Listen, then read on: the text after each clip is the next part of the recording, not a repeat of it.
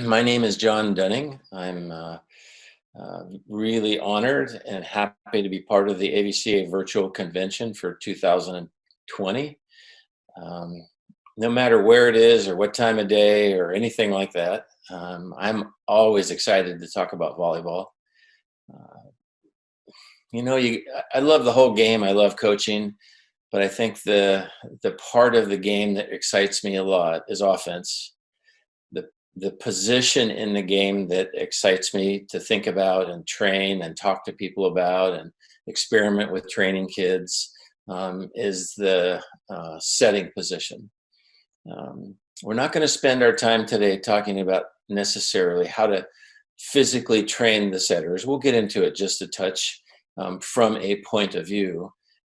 But the point of the topic today um, is what we do to train our setter's brain, and how to use that training and the setter's abilities to build a connection with the attackers or have their offense be well connected. There's nothing more frustrating um, when the setter has a feeling of what to do in a game, they do it, it doesn't work, and the coach is wondering why the setter chose that, or why they choose to do something that is outside of their abilities, which I see kids do all the time. The setting position is really, to me, intricate, or lots of pieces to it for all the different skills um, the setter needs to have in order to be as good as they can be. So for me, the place to start with is to start with who the setter is. Every setter is different. I can think back of my 32 years of coaching in college, of all the setters that I coached, and it's amazing how distinctly different they are. And I've coached a whole bunch of All-Americans. I'm really a lucky person. I understand that, and I'm very grateful for now being able to speak about their abilities. But there's no doubt that they were all different. One of the things, I had to consider when I recruited them or when I was training them, and for years I didn't think about a lot of this stuff, but the longer I coached, the more I got into considering these things. How were they trained? Why are they the way they are? You can train, every setter is seemingly trained differently. If you talk to me about how to physically train a setter to touch the ball, or how to use their feet to get to where they want to go, or how to make choices, it would be everyone would probably do it very differently.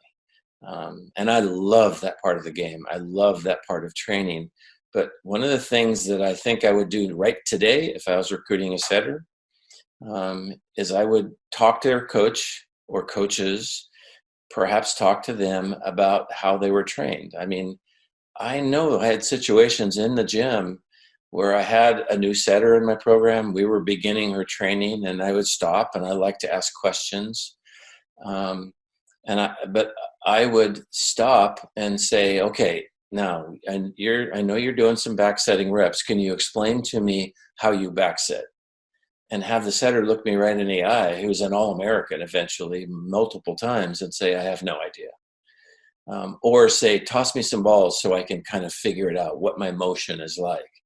And so for me, that's good in a way that they just play, but I also think you can also just play in games, but you can really know what you're doing when you're training. So the physical training, I think, dictates a lot about what they can do. For setters that have very inconsistent footwork, as an example, it may turn out down the road that there's a lot of things that they can't do. And so to some degree, I think we want to train our setter's brain more than that. They want to understand how their hands work. They want to understand how the back set works, how you set a one. And the fundamentals that they have, all of them are clearly different. I would definitely look for things that I would consider to be advanced skills. I think footwork is a very advanced skill. If you find a setter who's trained from a young age, they may have footwork that's ingrained in them that was either taught or was natural. And if it's efficient and athletic, I would not touch it. I would leave it alone.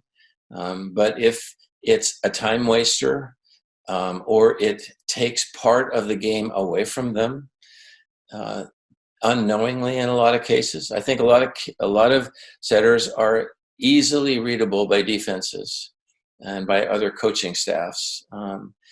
If they have ways about them that they don't the setter doesn't understand,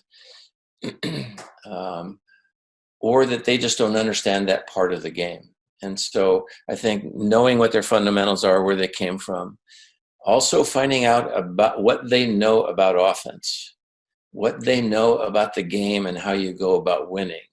What do they know what it's like to be a middle, and the difficulties of being a middle and going to block fully maxed out when I'm blocking, to landing and transitioning, to hit to make the next play. I don't know that a lot of setters really understand that. And all it takes, it's not, like building a rocket. All it takes is saying, hey, watch this. This is what it looks like. And give yourself a feeling for why you need to be so good at what you're doing, setting a quick set to them in transition, because you have to feel and know where they are, know what they like. There's nothing more difficult as a coach watching a setter set balls to a hitter whose favorite hit is a cut shot, and they always set it past him on a one. That's just no connection. To be great, it can't happen that way. And the understanding of how that all functions together, I think, is really important. What thought processes they go through? Unless you ask them, you don't know what goes through in their mind as they're approaching a ball to set it in a situation in a game, unless you've talked to them about it. And I would bet that a very large majority of setters out in the country are habitual. They do what they do because that's what they do in all the repetitions they have that they have in practice, and then they have in games. But that doesn't mean they're thinking. And that's where mystery moments come in the game, in your offense, where it looks like the setters and the hitters haven't played together. And you want that connection to be as high as you can make it. And it may be except for the actual execution of skills, this part of the game, I think, setters being able to understand how to connect with hitters, may be the next thing that's just as important or more important. There are a lot of choices we have to make. I think the setting position is one of those that's really true. You can do things a lot of different ways. There are a lot of different ways to teach the setting motion. I can have my hands be frozen and set with my arm extension or my arm straightening. And that's a way that a lot of setters set, and they're good. There are a lot of setters that use their hands more, have less of a follow through, or they do both. And, those are good ways to teach, and good ways to apply the skill to the game. I have to have a way for me that I teach. I think one of the most important things to have as part of what we teach in the game is this little hinge movement in setters when they set it. It doesn't have to have a long range of motion. It can have a very short range of motion, but this little hinge movement, I think, is really important to add to the setter's game in all the situations and locations and positions they get put in on the court for them to be able to do what they want to do. In other words, the bottom line way of saying that is you can limit how good you can be by having the way that you do something not fit with the strategy or the moments you get put in. And we want to eliminate those for setters. And so that's a choice coaches have to make. We have to make a choice about footwork. I've watched and listened to, I used to love listening to Dave DeGroot talk about the footwork for setters because he was so committed to it, so good, and the result was so effective. But I liked eventually teaching it slightly different than that for reasons that I had. And I think the game has changed enough now that we have to think about where we put setters on the court at home base and where we train the most reps, because there are so many different sets they have to set. But in offenses, we have to pick sets that are the most important. For me, the ball that's, let's say, 8 to 12 feet off the net is going to occur over and over and over again. And that means that probably should be the set on the court outside of just training what we're doing, which some of it isn't necessarily out on the court off passes or in games. It's specific training. Do we do enough training from the 8-foot line to the 12-foot line? I mean, that's a question that every coach has to ask. Why is that so important? Because in almost every one system, that location is probably where our target is for digging or passing really tough balls. You can't take the risk of passing in that tight, so you have to pass a little bit off the net. But when you get out to there, in most offenses, you're taken out of system, at least to some degree. And eventually what that means is you're going to set your outside hitter to the left pin. And that is the set you have to be the most accurate at. And I don't think that was the case 15, 10, 20 years ago.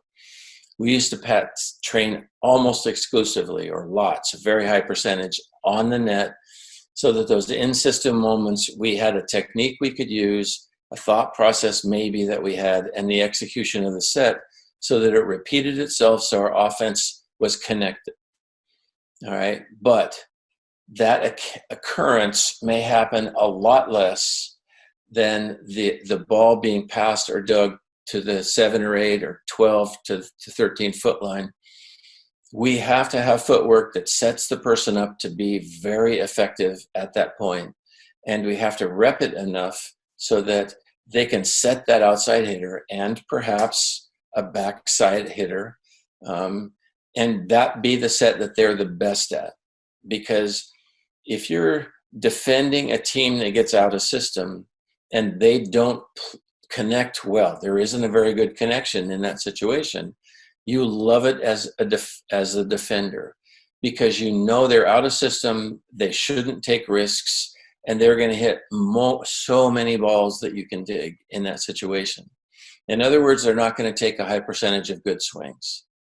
Well, just because you're out of system doesn't mean that you get in that position where you're not out of control, you're just out of system enough that everybody knows where the ball is probably going to go a high percentage of the time.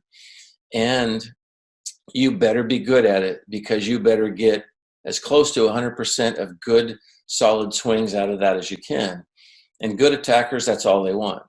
Make it so that I can get a swing. Get it in the rhythm with my approach.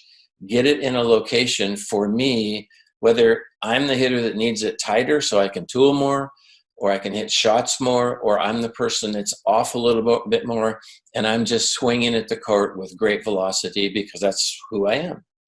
So footwork to do that, and how we actually set that ball, I think, is critical in terms of the setter's brain functioning at that point, and in terms of how connected we are with our hitters.